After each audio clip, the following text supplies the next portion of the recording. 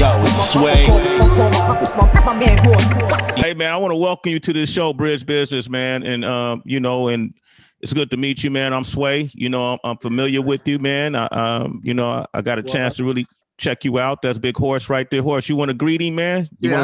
I greeted him already, man. I said, man, welcome back to the heavyweights, bringing something new to the heavyweights, far as something fresh, man. I mean, I've been going down to these other weight classes, man, because the heavyweights really ain't. It's only 3 heavyweights they keep talking about. So this is like something fresh, this is something new.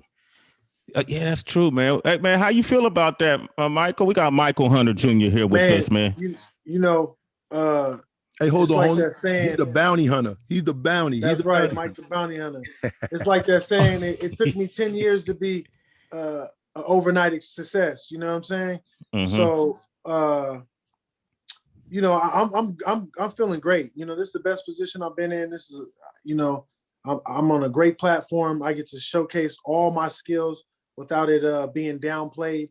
So, I'm right where I need to be.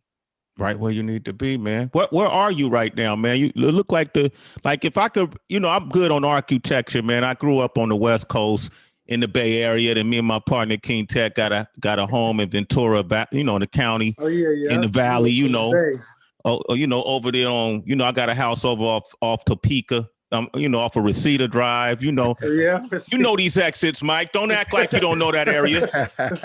That's the valley, right? Ain't you from Van Nuys, or where did you grow up? I'm from Van Nuys. Yep. Okay. You grew up in the valley? In LA. Oh. I pretty much grew up in Vegas and LA area. Okay. Okay. And where you at right now? I'm in Las Vegas, Nevada right now. I'm in my little training camp spot, my little Airbnb over here, chilling. See, I was going to say, Horse, his furniture looked like Vegas. It looked like Vegas furniture, man. So you come from a boxing family, right? Yeah. And coming from a boxing family, man, I always had my impression of fathers who box of being really strict, man, hard on the kid. You can't cry. You know what I mean? If somebody bully you, you got to go out and beat his ass, or your dad gonna beat your ass. You know what I mean? What was it? What was it like for you? Well, that underlining moral is always there. But my dad wasn't really. He didn't even want me to be an actual boxer. But one thing is, I did. Even though he didn't want me to actually do it as a job, he did put me in. I did spar and fight all the little kids in the neighborhood, Mm-hmm. So I had a lot of experience when I was young, fighting older kids, big kids, little kids, but never. I don't think he never really expected me to actually become a professional fighter until I started getting a little bit. I was starting to do different sports, play basketball, play football, mm-hmm. But I was just so good at the individual sport. I was already shining at boxing so well, so it just took over. Mm-hmm. Do you have brothers and sisters? Like, you the oldest, or you have brothers and sisters?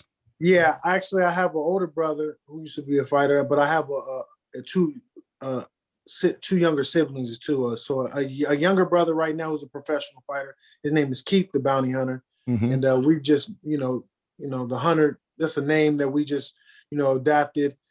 From the great senior, and mm-hmm. So it's just a family thing, you know what I'm saying? My sister, she should have been the boxer. We always tell mm-hmm. Out of all of us, she's probably the roughest one. But so the 2 guys is the boxer. My older brother used to fight as well, so we got it's all family thing. And go ahead, Horace. I'm sorry. Hey, growing up, you started boxing and doing all these type of things. I noticed that you went from cruiserweight to heavyweight. What's your exact weight that you feel comfortable that you fight at heavyweight? Like, yeah, I'm really even as an amateur, I started as a heavyweight, and as a pro, I started as a heavyweight. I just went to cruiserweight and then went back up. I as a kid, I grew up watching the heavyweight division. You know what I'm saying? Mm-hmm. My dad was what they call a small heavyweight. Mm-hmm. He also fought cruiserweight, but there's no more electrifying weight class in the heavyweight division. You know what I'm saying? Mm-hmm. So I never really even knew what a cruiserweight was until you get a little older. You know what I'm saying? So that's kind of what it was. A heavyweight, something I always had my eyes on. Okay. If we had to pick like 3 sets of brothers, we picked the Darrell brothers, the Charlo brothers, and let's say the Hunter brothers and the Paul brothers, Jake and Logan. Who would you say brotherhood?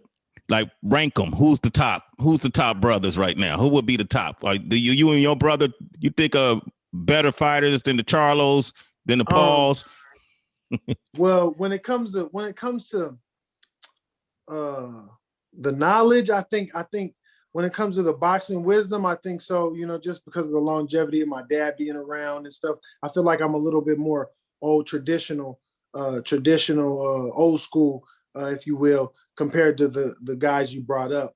I actually, one of my favorite fighters was growing up was Darrell. He's in the Olympic year right before me. Mm-hmm. So he's like somebody I used to look up to when I was younger, you know what I'm saying? That I right up under me. So, them some bad boys too. So, yeah. Representing, right? You ain't even mentioned the Paul brothers, Logan and Jake. You ain't taking that serious? No, but they doing some big things. I just not in the fighting just quite yet, but they're working. You ain't mad at this attention they're getting? Like, I know a lot of boxers initially was like, man, that shouldn't happen. I know Canelo said, man, y'all playing games, they could get hurt, but yeah, they are bringing a lot of attention to the sport. What do you think? No, I agree. I think that it's new eyes to the sport. I think that a lot of the template is the same. The boxing promoters were doing the same exact thing. It's just that Logan Paul is getting money to fight his first and second and third fight. Mm-hmm. You usually don't see that until 10, 11, 12, you know what I'm saying? Mm-hmm. So a lot of some of these fighters are put in with real soft opponents very, very early, you know what I'm saying? So this is nothing new, you know what I'm saying? It's just that somebody that wasn't a real boxer got a hold of it, a hold of the formula and started replicating it. And now the boxing people are mad, you know what I'm saying? So you can't really, it's kind of a bittersweet situation. I think the promoters are just mad about them, somebody overtaking some stuff where they would be making money at, you know what I'm saying? Mm-hmm. So that's how I look at it. That's interesting, right, Horace? I did not even see it like that. They got the formula and you can't really it's like somebody who came in the rap game, mm-hmm. like an actor or something. Like we had a Shia LaBeouf came on, Sway in the morning. Yeah. Okay. And he did, he spit a freestyle and that thing got millions of views. Yeah. And it was rappers who can't get millions of views who were mad and was calling him whack, and he wasn't whack. Mm-hmm. So he wasn't. Well, you saw that? Yeah, I seen that. Actually, I watch all your stuff, boy. Oh, come on, man. The bounty hunter is watching, Horace. Come on, man. Come on, man. Come on. Hey, bounty hunter. So growing up, did you and your father watch a lot of film together? Because you say you was a student of the thing. So y'all watched a lot of fights together and stuff like that? Oh, man, that's what was my favorite thing to do, is be right up under him and watch fights. I would watch thousands and thousands of different fights, so that's why I said I kind of grew up in a different little era. Like I studied without even knowing, you know what I'm saying? I had a different, I was daddy crazy for one. I wanted to be just like him. So mm-hmm. My attention towards every movement and all the things that he did was went right into me very easily. You know what mm-hmm. I'm saying? So yeah, man, I watched all boxing, That's all I did. Roy Jones, was one of my favorite. Prince Nassim Ahmed, those good entrances, you know what I'm saying? Them good performances, So that's what I'm about. Go ahead, Orson. No, so being a heavyweight and stuff like that, as far as promotion companies and stuff like that, I see that you got the Be Def Inc. Is that your new thing that you're promoting right now? Yeah, I've had that for quite some time. One of my favorite rappers is Nipsey Hussle, and I've liked him since he only had a mixtape. I first met him at the Staples Center. The only time I actually got to meet him and his crew, and I didn't really say much to him because they was just passing out CDs, and I just thought it was interesting. I took two of them. What caught my eye though is he had a group of people with shirts on with his all the same shirts and the same logo. It wasn't just some random dude just passing out, hey, listen to my CD. It was like they already had something going, you know what I'm saying? So it got me to take a few of them. And when I listened to what he was rapping about and what he was talking about, and I was like, oh, I subscribe to this all day long. So that's kind of how I am. I'm like the independent artist when it comes to boxing. You know what I'm saying? I'm like that dark horse. That's why my name is just now being appearing. You know what I'm saying? I've been around. You know, I made it to I represented the United States from 2008, 2012 in the Olympics. So, you know, I've been around. All of the fighters know me. It's just that you know, we're just starting to get noticed. When you did go and represent the United States in the Olympics, is the Olympics something that, you know, is different from a title fight? You know what I mean? When you turn pro, you know, if you lose a title fight, man, that thing can shoot you back to the bottom of the line nowadays. You know, you lose one fight, it's hard to see another one. But the Olympics, if you lose, like, let's be honest, Roy Jones was the biggest robbery we ever seen happen in the Olympics. He lost and went on to become one of the greatest fighters of all time. I'm wondering, though, as a young man, when you don't fulfill that destiny of getting the gold, how does that weigh on you emotionally? And then how did you deal with that?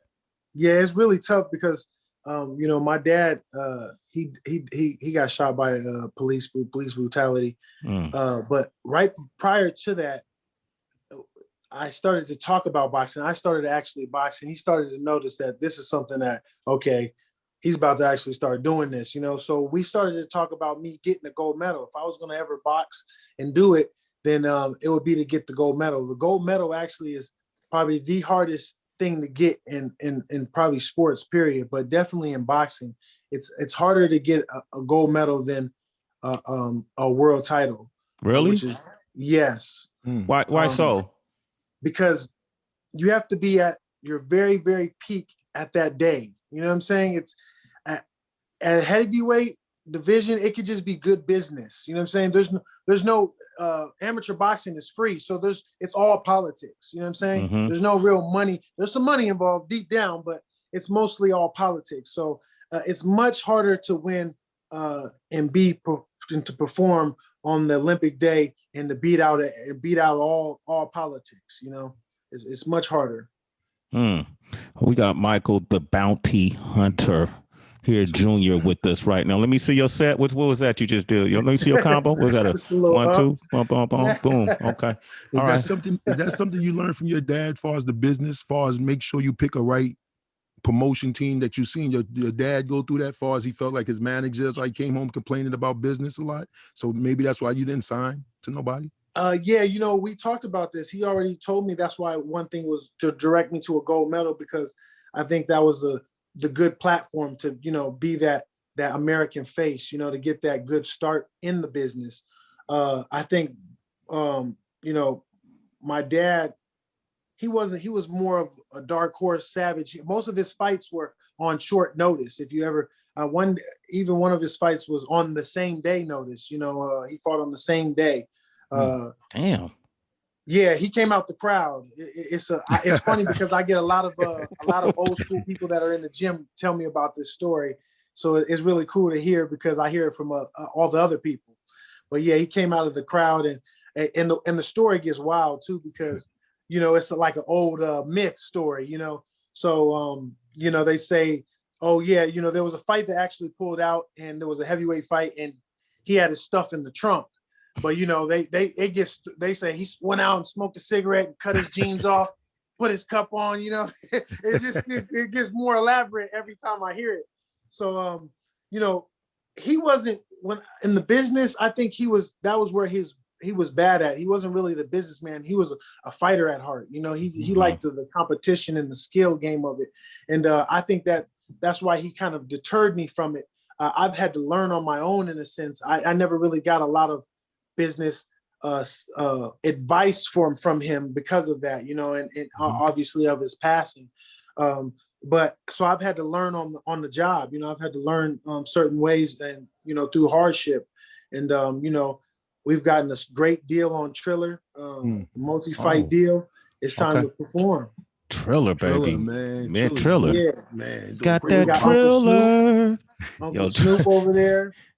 Yeah, Snoop over there. You got that good weed, right? Everything. Yeah, everything. I know I'm gonna have to go meet Uncle Snoop, but I'm gonna have to wear a face mask before I go. You never drink or smoke? I mean, I know boxers don't do it when they train, but when you're not training, maybe. No, not drinking. I used to do a little smoking here and there, but no, basically, the more I'm going up, the more I'm peaking, the more I need from myself. You know what I'm saying? So, it's just where it's at. We just keep going and getting better. You have to stay a little bit more consistent. Boxing is so, you have to be so resilient when it comes to this sport. Mm-hmm. So, or you're gonna lose out. I'm curious about these Triller deals because we've had a few boxers on BridgeBizness in the past, and we ask them what the deals look like at, a Golden Boy or Top Rank at these different places. One boxer said the Golden Boy contract was pretty much trash. You know what I mean? Do they approach their contracts differently than your standard traditional boxing contracts? Well, I think they have no choice because right now most of them are not boxers. You know what I'm saying? So, I think that they have to do just like any other new company that enters a certain realm, has to do some new things, has to kind of put themselves out there, has to spend a little bit more. So I think that's where we're catching Triller at. Matchroom and DAZN, they were just right there not too long ago. And and they're not actual totally boxing. They're more from the performance side. So I think they have a different little view. I'd like their view, they're paying well. They're making a lot of money, a lot of noise, a lot of people, and they're doing different things that are not traditional. You know what I'm saying? So I think a lot of the promoters are so old school. Boxing is so old, even like compared to MMA, it's such a traditional old sport. So I think that it's it's good that we're getting some new light and new eyes and new feel for it. We got all this entertainment here. That's what it's all about. So that's like performance based. So if you bring the views, you make more money. That's right. So you fighting Mike Wilson next, right? Yep. Mike Wilson. Could you go to Triller and say, man, I want a more marquee opponent so it could generate more views? Well, they got a lot of views right now, so it's going to be very hard. I think eventually, yes, after I get my feet wet, I do think I will have that open. They start to, once I perform and show myself in this next showing, I think that would be something to talk about. To say, hey man, I really need somebody, let's put the money up. Hey, Horace, I want to place a bet with you right now, man. Let's just, $100 on a knockout. Do you think the bounty hunters is gonna get a knockout or not? Put 100 up. I'll go for the knockout. You gonna go for the knockout? I'll go for the knockout. You know why I want to go for the knockout? Because I want to ask him this. So Mike Wilson that you're fighting against, this is known as a WBA eliminator. So explain that about this being a WBA eliminator. Well, that means the dude he's not a bum. You know what I'm saying? Okay. They just don't, you got to have some type of experience. I fought this guy as an amateur. I actually was like the young guy coming up, and he was like the old veteran that had been there. He was like a 2-time national champion. He went to the world championships, and I was like the young kid that was just now coming up and winning all the little tournaments domestically and stuff. And during the Olympic, I beat him right out of the Olympic trials, right towards the end in 2008. So he does have some veteran. He's definitely a vet. He's been around for a while. The thing I would say I have advantage on is opposition. My opposition has been a lot more, strenuous, tougher opposition. But we have the same amount of fights, same wins, same losses, and the guy has a lot of experience. So I think this is a perfect platform and a perfect, situation for me to showcase my skills, my entertainment. You know, I really put a lot into, you know, how I come out and enter the ring. You know, so hopefully I get to put a lot of different time into that, a little bit of different energy. You know, usually coming from the side I come from, you know, they rushing you to the ring and they, hey, you know what I'm saying? You ain't got no time to do nothing. So this will be a little different. They understand the entertainment part about it. Sound like you like this dude, man. I never heard an opponent give another opponent so much praise, man. You know, sound like you really a fan of this guy. Well, I just know, you know, what one thing is, because a lot of people are kind of talking crap about him or saying that, you know, that these guys a bum or he's a small guy or whatnot. But I've been in that position. That's why, because not too long ago, they didn't even know who I was. You know what I'm saying? They didn't know my name, or my name wasn't, you know, being spoke upon amongst the fighters, because they really did know who I was. You know what I'm saying? But amongst the fans, they didn't really know. So I was kind of in his position that, you know, the fighters know who I am, but the fans don't. Okay. How different is it fighting in Europe than the States? Like, because you went over to Europe and fought for a minute, right? Yes, I had to go over there. So how different is that, far as like the style of boxing, the rules? How different is it from the States? Yeah, it is different. It is different. It's the Americans where it's a little more scary, I guess, in America. You never know with the judges. I feel like the judges are a little bit more fair in England, maybe, but in Germany, they're horrible. You know, the style is much different. They allow the things that they're looking at. I feel like you know, they're more rough and rugged. Mm-hmm. You know, they'll let you wrestle and, you know, get points off of wrestling and stuff like that. Mm-hmm. When you know, in the States, we like ring generalship and some, you know, correct technical boxing. Okay. Yeah, man. I'm really excited to see this fight. You know, it's a big fight. It's a big night. You know what I mean? Yes, let's talk about that night, man. What do you expect from this night? It's gonna be something you ain't never done. What you walking into, man? Are you losing sleep? Yeah, man. Actually, I'm not. Well, I've been sleeping a lot today. I kind of been a little out of it. But yeah, I know it's a lot of pressure. It's a lot of energy. There's a lot of things going on. They got Teofimo. The whole show is going to be, you know, I went to the Jake Paul, Ben Askren, and you know, that was crazy. They had, you know, Justin Bieber there, Doja Cat, you know, they had a lot of different performances, and it was much different than the traditional boxing setting. So I'm not sure really what to expect. I'm glad I went to the first. I got to get a little glimpse of it. But yeah, exactly. I'm kind of not really sure what to do. I just know I'm going to perform and be ready. You know what I'm saying? Kind of block that out for a little bit until I knock them out, and then after that, then you know, it'll be all partying. Okay. You know, it's funny. He said you was at the Triller fight. You was at the last one. You said you was there. Mm-hmm. Did you smell the smoke all in the air, all the loud, all the weed? Oh man, it was everywhere. And so how you gonna be able to fight under new conditions? You never fought underneath like conditions of weed in the air and all that. Yeah, that's what I'm saying. I'm not really sure what to expect in a sense, but I'm, you know, it's the same environment, you know, as my opponent is gonna be fighting in, so you know, it's all good, you know. Y'all gonna be high as hell. Ain't nothing gonna hurt. Y'all gonna be punching each other. Ain't nothing gonna hurt. Y'all gonna be hungry between rounds, bringing, you know, Oreos and Doritos.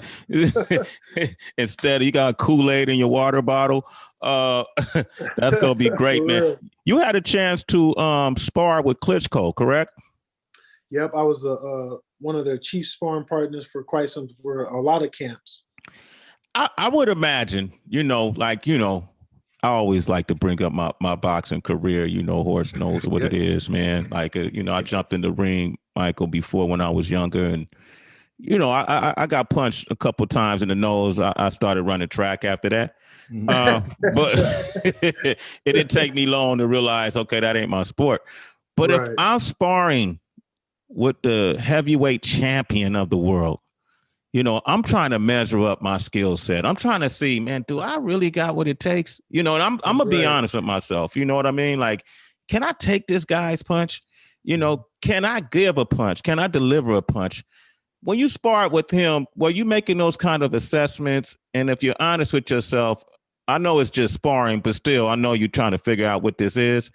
Did you walk away saying, man, I could really be heavyweight champ of the world? I could whoop this dude's ass if we really got into the... This is perfect. This is perfect because that's exactly what you think when you, you know, you go to a sparring session like that, you know, when the guy is, you know, the top of the world. And I had a manager at the time. Usually your trainer goes with you, but I just brought my manager. I'm kind of like, just go in there anyway. So I'm like, my manager tells me, I go in there, I go to do the rounds. And after the first, week or two, I was like, man, I'm actually, the dude is strong, but I see there's some holes and there's some things I could do, I just don't want to, these missiles that are coming, you have to be very careful, you know what I'm saying? So I'm like, I'm telling my guy, his name is Mustafa. I'm like, Mustafa, I really see some things I could jump on him about, I could get him on this and this. He said, look, champ, he's like, we need to just get the money. You know what I'm saying? Don't bite the hand that feeds you. So I was like, what? I was like, okay. So I did that for 3 camps, and one of them camps I was in with his brother, Vitaly Klitschko. Mm-hmm. And I told Mustafa, I said, I can't do it anymore, man. I got to see what it really is. You know what I'm saying? Cause I feel like I'm getting by, I'm faking my way through it. Mm-hmm. I really want to see what, if he can handle it, if I can handle it, or what's going down. So, I was like, I told Mustafa, I'm about to push it. This might be our last time because how it goes in sparring is if you start beating up on the on the main guy, you get kicked out. You don't stay. You don't stay. So I jumped on him, and it was Vitaly, and I did real good, right? And I had seen him looking. He was all they're allowed to record, so they had the recording, and he's over there in the corner looking at the tape, and his little brother Vladimir comes in, and he's all he actually was watching it, and he was over in the corner and with his brother, and he's they're talking. I can't understand them, but you could tell they're kind of upset, and I was like, oh, I did it now. And I had one more sparring session, one more day with Vitaly. I said, I did what I needed to do this today, but I'm gonna jump on him for real tomorrow. And then the next day I was sparring his brother. It was like, his brother wasn't even in camp, but all of a sudden he's like, and I was the only one sparring him. So I did a 6-round sparring session with his little brother while he was mad at me. And that was my last day there. They sent me home. So, I got what I needed to know out of it. Put it that way. I always thought Vitaly was better. And not to knock Vladimir, but for some reason, because after Army Vitaly lost the fight against Lennox Lewis, but because of his eye, but he was dotting up Lennox a little bit. You know what I mean? Yeah. I always thought he was a little more natural of a fighter than Vladimir. But you've been in the ring with both. If someone asks you who you think is the better fighter, who would you say? I would say, yeah. There's different aspects of the fighting that they're good at, like. Vladimir is more athletic, but Vitaly is more of a natural fighter. You know what I'm saying? So his timing and the way he takes punches, he can absorb punches. Vladimir is a little more stiff and he's like more serious. Vitaly's a little more cool, calm, and he'll put his hands down or he can get you back. He's using his head. He's a little bit more clever. I think so. Naturally, I think Vitaly, in his heart. And in his chin, he's a better fighter. And that's, I guess, where you would judge a fighter at about how resilient he is, how much of a punch he could take. Vladimir never really took it good on the chin. And, he had he didn't have the best condition all the time. So I think that Vitaly overall was a little bit better, but both they're right there. Yeah. Yeah. That's amazing because they're tall fighters, so I think it must have been kind of hard for you to jump in there with them. They tall like that, man. It got to be. Yeah, they're huge, man. And what's funny is you like if we was just standing up next to each other, you would look at him like, oh, he's not that big. But when you get in like 22 feet and it's a square and it's a wall, it's the walls behind you, it's right there, and you're like, and then he just gets all of a sudden he just grows and grows. You're like, okay. Now the height is a little different. Now that 6'9", 6'7" is for real, I love that. So it's some good money in sparring and stuff like that. I noticed that you said that you started sparring and there was some good money and your trainer was like, yo, let's just get the money. But how many times? So is that the only time that you got into the dog fight? One time? You only got sent home one time from camp from sparring? From that one, yeah. It was only one dog fight, and that's you gotta go, and that's how usually it is too. Once you bite the hand that feeds you, and I learned, that was the lesson that I learned. I said, but the good thing is I still had a few more weeks in camp, right? And that's how I know I did the right thing, because they had to pay me all my money, but they still didn't want me to be around, so they sent me home early. But they had to pay me my extra weeks while I was gone, because there was really no reason for them to leave, to kick me out.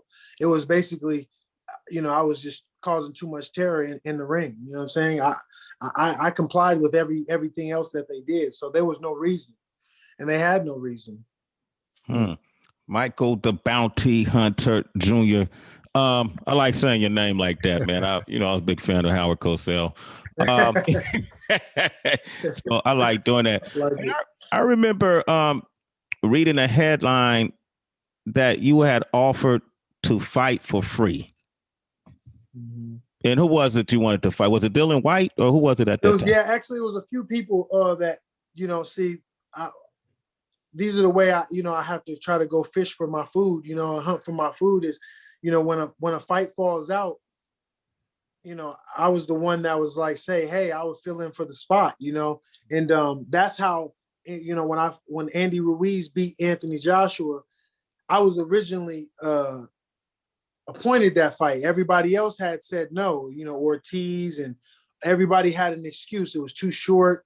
There wasn't enough time, and not enough money. But I killed all that to say that I would fight for free. So send me the contract. But then I realized quickly that I said yeah too fast. You know what I'm saying? I was supposed to give them some bait. You know what I'm saying? Like, I don't know. I ain't been training, and so that's kind of where it started. And then Dillian White's fight pulled out after I had gotten a draw with Alexander Povetkin, and that allowed Dillian White to fight Alexander Povetkin, and then Povetkin ended up knocking Dillian White out, and they were supposed to be fighting again, and the fight. One of the fights kept getting pulled out, and I was the one that was saying, well, shoot, I was the one that's supposed to deserve the fight anyway. I would fight. And then the Tyson Fury fight, his fight pulled out, and nobody was there for that. And, I'm the only one that says like, hey, I'm right here. So that's where it is. And there's only a few fighters that I would fight for free. Not everybody I was given that to. I just knew that, fighting for free. And I was serious. I told them to send me a contract with no money on it, and I guarantee I'll sign it, and I'll be right there. I will show up. Just because I knew the business aspect of it. I knew that I wouldn't be getting, it wouldn't be free. They might not pay me, but I'm going to be getting something off of it, Exposure, so right? Viewership. Yeah, exposure. Just the fact that I would fight for free. Yes, exactly. The whereabout, Is that something you learned? It was like passive income for me. Is that something you learned from your father? Far as like stay ready, so you ain't got to get ready just in case you get that call. Put your hand up and going. Yeah. I think that's something that's like a, there's something about my lineage type of thing. My dad was, and that was just his temper. You know, his name was the Bounty Hunter. But even the way he fought, we say he fought with his hands in his pocket. You know, like an old gunslinger. You know what I'm saying? Mm-hmm. The first quick, what they call it, quick draw McGraw. Yeah. You know, so and he shot from the hip. So, and that's how he fought. He fought with his hands down. He fought with his hands up, and he fought on very short notice. He was very cagey, and nobody really wanted to fight him on any day. You know, he was very hard to deal with. So I think that just stuck with me growing up. You know what I'm saying? Did you mention your dad and you know, being a victim of police brutality? How did that change you as a person afterwards? Did it make you an activist? Have you marched or fought for, you know, awareness and police reform? In my own way, you know, I have a different way of fighting. But yeah, I'm definitely that type of freedom fighter. Mm-hmm. And not that made me that, obviously that situation heightened it. I feel like that was already in my nature. But yeah, the way that situation went, you know, the police, you know, getting swept under the rug, you know, switching their ID numbers, and you know, we couldn't even, there was no way to even try to fight the case.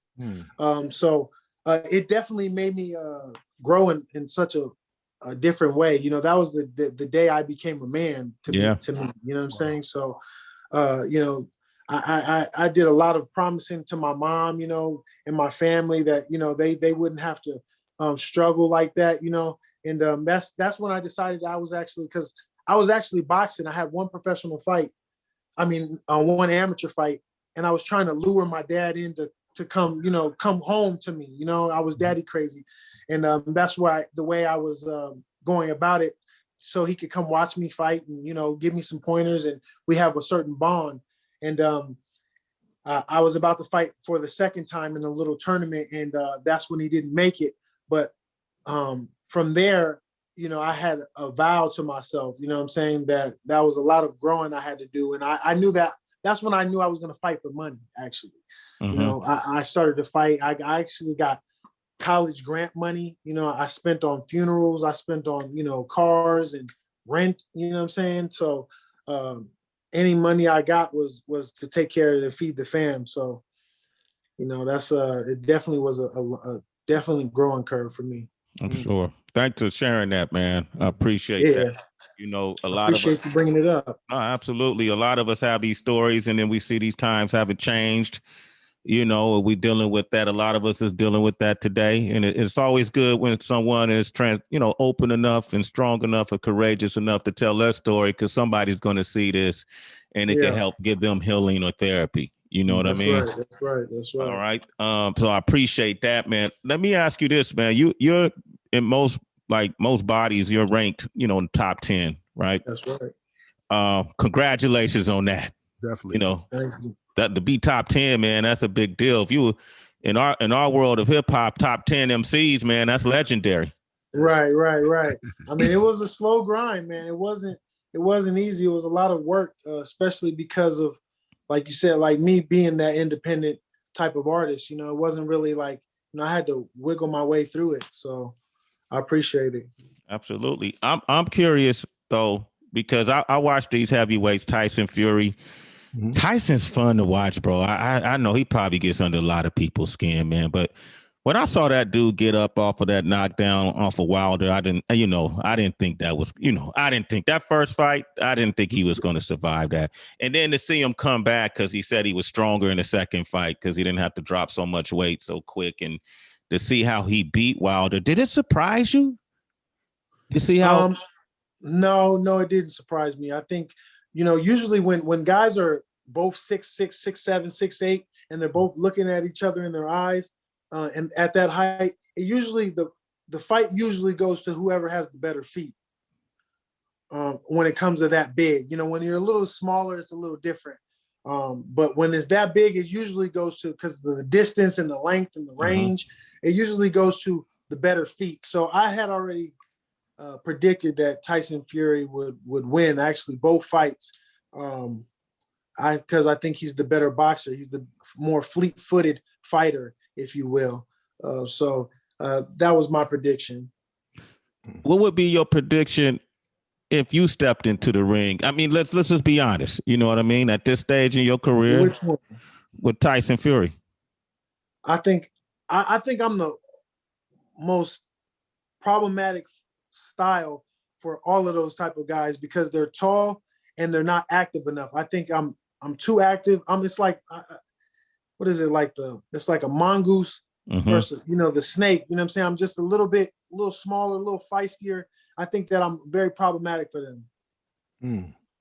Did he say he would win, Horse? I didn't get the answer. I would stop him. You would stop him? I think I would stop him. That's just my opinion. In 12 rounds, So right now, you feel like you have enough seasoning right now. If they was to offer you to fight either Joshua or your seasoned enough, you don't need a few more fights. You think you're seasoned enough right now? I just need a decent camp. That's it. Training camp. That's it. We in there.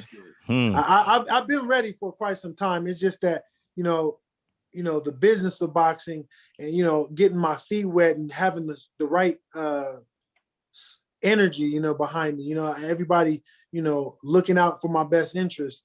So I'm ready, man. When that fight comes, it's over. I would love to see you fight one of them, but I like to see you fight like Chris Arreola. I like to see you fight one of them. I like to see you fight Anthony Ruiz. Right. I like to see you fight him. I fought Andy Ruiz in the amateurs. I sparred Andy Ruiz tons of times. These are fights I would love to get. The Dillian White, Anthony Joshua, Tyson Fury, Deontay Wilder, any of these guys, I'm definitely ready for right now. There's no question about that. I like his attitude. You like that attitude, right, Horse? Yeah, he knows. He knows that, he's been sparring. He's looking at a lot of tape. He's a student of the game. He's been watching film. He know what he could do. He's been fighting tall guys, the Klitschkos. You know what he's doing. Who won the amateurs when you fought Ruiz? I stopped him. I stopped him in the amateurs. You stopped Ruiz? Really? That's right. So that's why I've been, they know who I am. The fighters know who I am. It's only a matter of time. I just keep pecking and poking, staying consistent. And, eventually my name will be heard. And the reason why I said Andy was because he was up there like ranked number 3 or something like that. So I figure if you go knock that out, there's no excuse that you ain't gonna be somebody's mandatory up there. You know what I mean? Right. And I mean, his last performance, he didn't really look too well. That was the first time we've seen him a little chinny. So but he was chiseled. They said he lost the weight. He worked out. His mind was right, but we'll see. That's one thing I think at the end of the day, at the end of my career, is I'm gonna have a strong case of consistency and all the stuff that I've been through, of being the greatest thing that came through this era. You got one loss though. But Usyk, how you say it? Yep. Usyk. What happened? Oh man, it's technical difficulties. I don't like to really talk about excuses here, but definitely it was definitely a team situation. If you live, I'll give you one clue. This is a good one. I'll give you one clue. If you look at what they call the tail of the tape, and you look at the weight, the night they have what they call the night of the fight, and the weigh-ins.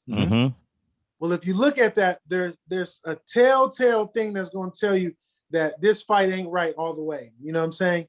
It's right on there on the tail of the tape in the weight. I weighed in. 190 something, 198, 199 at the weigh-ins, and weighed less the night of the fight. I've never heard that. Exactly. And it's right there on TV. You can just check it out. You know what I'm saying? You don't have to take my word for it. Just look it up on yourself. So that was one main key factor that I definitely gonna have to. I definitely fixed in the situation. That was when I was a cruiserweight. Making weight is a little bit more difficult. As a heavyweight, you have, there's so many little things there. So like I said, I originally considered myself a heavyweight. I really feel like I'm coming from heavyweight down to cruiserweight. So I have more experience as a heavyweight than I do as a cruiserweight. And I think it was something that is cruiserweight like 190? It's 200, 199. Okay.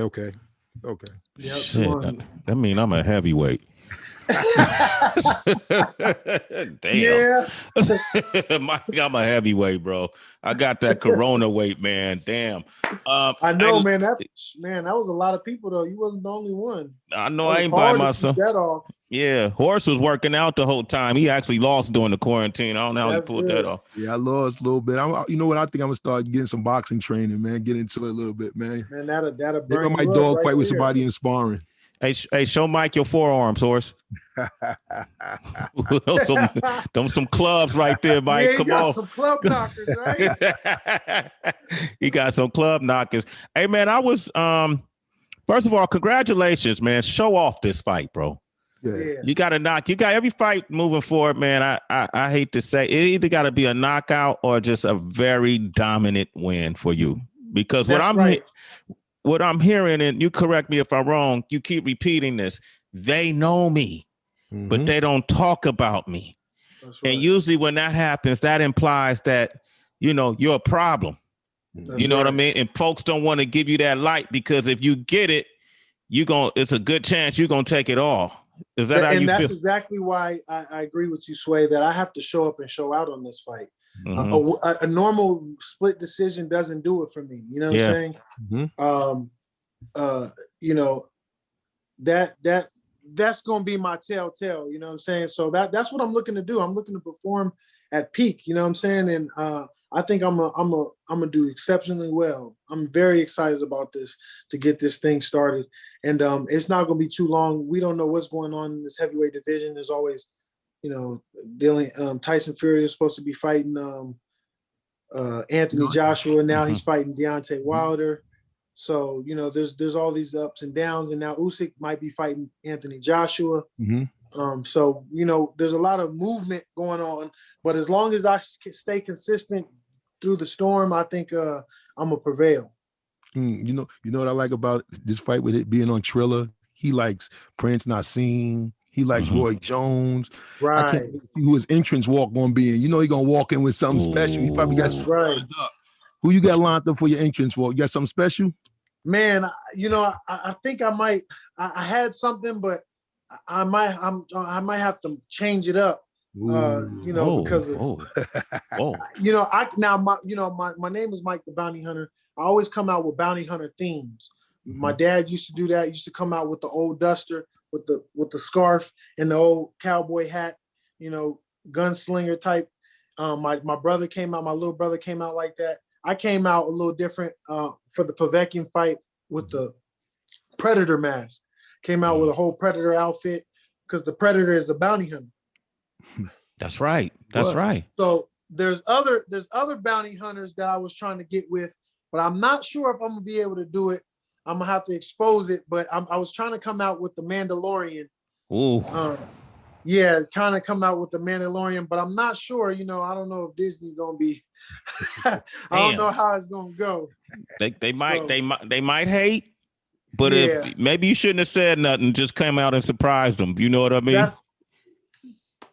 I feel you. I definitely feel you. Hey, Mike. It's funny because I had an argument with my team about that.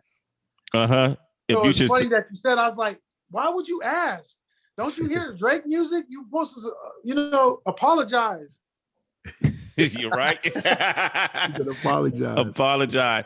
Hey, let me ask you this: if Leonard Ellaby, after you knock out Mike Wilson, came up to you and said, "Hey, man, let's do a partnership with the Money Team," what would you do? I mean, I have to see what it's on paper. I mean, I'm a businessman. You know what I'm saying? I business, man. Okay, I'm a businessman. So I have to see the paper. That ain't going to excite me just quite. So it'll be interesting. But I'm from Las Vegas. My brother. When we fight, we coming from that independency. I have my brother used to fight Floyd Mayweather's fighters all the time. Okay. Because he's from Vegas, but we're from Vegas. So that's kind of like the only fight that my brother will be able to get where it's kind of like we the B-side, but we at home. You know what I'm saying? Mm-hmm. So, we have a little history with Floyd's team and all their little fighters and stuff like that. So, but yeah, I would have to see I would have to see that paperwork first. You know, it's strange though, being independent and you're still winning, and you know you're being a heavyweight. How you stay away from Don King and all the rest of these promoters not trying to get at you? Boy, I'm telling you, it is not easy. You know, just the small team I have that we stick on the mission. You know what I'm saying? Is that you know, it's almost like an all money in situation that we stick on what we set out to do. You know what I'm saying? If it's not going, if it's not like, if I'm not bringing in, if it's not a partnership, then it's going to be hard for me to, you know, give it up. You know, I've already done bad by myself. So, you know what I'm saying? I don't need no extra people to do that with. So, Yep. Yeah. I want to get your opinion on something, Champ. And I like calling you Champ. I think it's fitting. Okay. I'm a big fan of the traditional classic fighters. You know, I was of age as a kid. My first fights I saw were like Muhammad Ali and Ken Norton. You feel me? You see how deep we going back to the 70s, Mike. I know you weren't there yet. You might be in uncharted waters here. But I remember as a kid watching these fights. They used to do fights at the Cow Palace in the Bay Area. I'm from Oakland, and my great uncle used to take me as a kid, man. And I used to watch. I didn't like Larry Holmes because of the way he beat up on Ali. Like I was like, how can he do that to Ali? I didn't like Leon. I didn't like Spinks when he you know, anybody that beat like all the ugly fighters. You know, rest in peace. You know, I didn't like the ones that, you know, if anybody beat up on Ali, I didn't like it. But I also feel like those fighters, Larry Holmes was an incredible fighter. Ken Norton was an incredible fighter. Gave him, exactly. Yeah. Beast. So I want to do a versus in right now with traditional boxers and now new age boxers. Boxers from this time against boxers from that time, and I want to ask you who would win. Okay. Right. So the champ is Tyson Fury, but the all-time greatest, in my opinion, is Muhammad Ali. But technically, you know, Muhammad Ali lost a few fights, you know, 5 or 6 fights. He wasn't undefeated by no means. I do think they still stole his prime years away from him when they took away his license, right? Who's to say what he would have became in that time period? But if you put Ali in his prime against Tyson Fury in his prime versus Tyson Fury, who wins? Is this a 15-round fight or a 12-round? That's a great question. That's a great question. That's a great question. What era are we fighting in? Okay, what era we fighting in? Let's give this era the advantage. Let's say 12 rounds. They come in here. They come in here. I still think Ali's gonna give him I give it a split decision by Ali. You give it to Ali? Yeah, okay. I give it to Ali. All right. If you want to talk the fight through, that's good. I'll give you another pairing. Okay. Evander Holyfield versus Anthony Joshua. Ooh, dang, that's a good fight. I like that. I still think Holyfield. I think with his resilience, his consistency, his workhorse, his work rate, and you know, just, you know, the dog in him. You know, I think he would have gave him some trouble. Now, if Anthony Joshua would have caught him on a good, you know, good shot, I don't know, but I would still get an edge to Holyfield. Okay, all right. You know, the herky jerky. Yeah, that thing he does. He takes a punch and punches back. Yeah, that's right. Okay. I got 2 more. Larry Holmes versus Deontay Wilder. Larry Holmes is by far one of the greatest fighters to do that thing, and he was such a tough dude. You know what I'm saying? Such a tough animal. For Deontay lost all his toughness when he made 16 excuses about one fight. You know what I'm saying? So I don't know. I think I'm gonna have to give that one. And I think by stoppage, I think Larry Holmes will probably stop Deontay. Ooh. Definitely. Okay. And then the last one. That was a good one. Yeah. Let me know what you think about this one. Mike Tyson against Michael the Bounty Hunter Jr. Too slick. Mike Hunter too slick. Mike Hunter too slick? He too slick. You beat Mike Tyson? My dad was Mike Tyson's sparring partner. My dad, and his claim to fame, in a sense, was they used to ask him, how hard does Mike Tyson hit? And he used to tell you, out of the 4 or 5 years that I sparred him, I can't answer that because he never hit me. You know what I'm saying? So I just, Mike's out of anybody else, I think I have a harder time with Holyfield than Mike Tyson because of how I grew up watching my dad and Mike Tyson. You know, the relationship that I didn't see, I just don't see it. You feel me? I know a lot of people think that Mike Tyson is the greatest thing, but I just, you know, and I know he was a bad mamma jamma. So, but, you know, I just think that my dad kind of installed something in me when it came to Mike, you know. Mm-hmm. Okay, man. That was our verses. That was our boxing verses right there. I like those picks right there. Me too. That's good. He said he'll beat Mike Tyson. Mike gonna see this. I hope you go on his podcast too, and he play that back. Hey, so in the gym right now, when you training, what you listening to? What you jamming into? What you get motivated to? Like I said, I like Nipsey. You know, he's a real motivating, you know, factor. You know, I like J. Cole. You know, who else I listen to right now? That's pretty much it. You know, I've been, you know, pecking and poking at this thing all day long. You know, you know, three times I'm going to the gym. If not, you know, I'm meditating. I'm, you know, active rest. So I've been listening to a lot of stuff. Sometimes I don't even, the music's on, but I'm not listening, you know? So, but yeah, Nipsey is something that kind of gets me a little, I get fired from Nip. Yeah, Nip's the man, bro. That new J. Cole project is killer too. The fall off from, yeah. So, hey man, Michael Hunter Jr. Hey man, champ. It's been an absolute pleasure talking with you, brother. Hey, thank you, man. It's absolute pleasure too, man. I feel so grateful to talk to y'all. Can't wait to do it again. Yo, it's Sway.